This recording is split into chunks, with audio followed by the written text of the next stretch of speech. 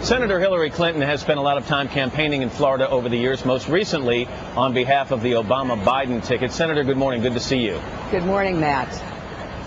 Let's talk about the economy. The federal government is still trying to formulate this bailout package. We don't know what's going to be in, what's going to be out. But you came out yesterday and said we need to form a government entity that would be modeled after the Homeowners Loan Corporation of the Depression era. It would buy up troubled mortgages from Americans. My first question, how much would this add to the price tag of the bailout? Well, actually, I think it's going to happen sooner or later. I've been advocating this now for nearly 2 years, because if we don't get to the root of the problem, which is trying to help people stay in their homes, afford their mortgages, we're not going to stabilize the home market, and we're not going to see the kind of increasing home values that will make up for what's been lost over the last 2 years.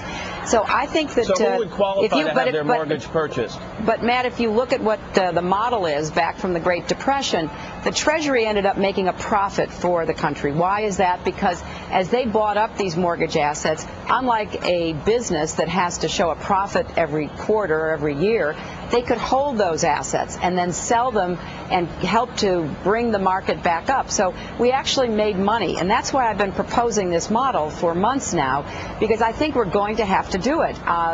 There is no doubt in my mind that we have to stabilize the markets. There's a consensus about that in Washington. But what about the everyday Americans who were just in the story that you told, who were sitting there watching their home values crash, who can't afford the mortgage they were put into for all kinds of reasons, some of which, frankly, was predatory lending and subprime abuses.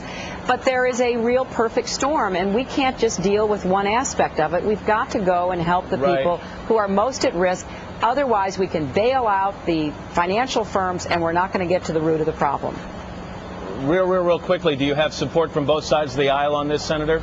Well, I know that Chairman Barney Frank is very much in this camp, because if we just turn this money over to the Treasury and they do it on an ad hoc basis without institutional support, I worry about what the outcome will be. We need checks and balances, not a blank check, and we need to have responsibility in an institution that survives the change of administrations, because, you know, that's going to happen in January, and we need people on the job now that are going to keep going until we get this mess cleaned up.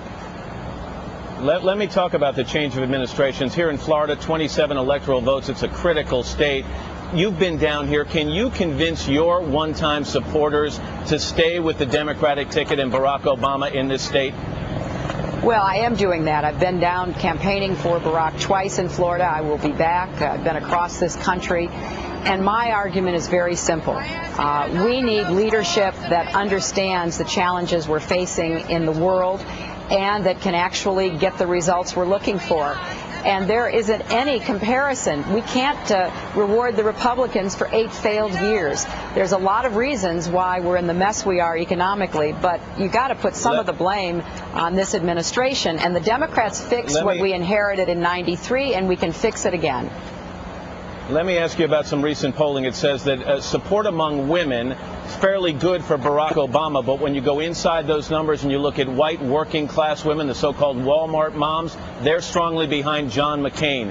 Could you, if you had been Barack Obama's running mate, made a difference there? Could you have neutralized the so-called Sarah Palin effect?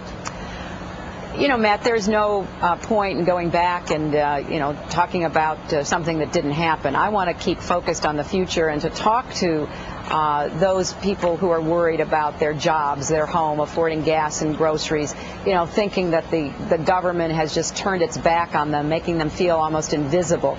And I really believe anybody who supported me or anybody who supports the policies that I have promoted throughout my public career and certainly my campaign will be much better off with Barack Obama and Joe Biden as their president and vice president. All right. Real quickly, your husband, the former president, was on The View yesterday, Senator Clinton, and he seemed to say that you really didn't want to be Senator Obama's running mate after all. Is that accurate? Well, it's not something you want or don't want. It's up to the candidate to make the choice, and I think Barack made a great choice with Joe Biden. All right, Senator Hillary Clinton, it's nice to see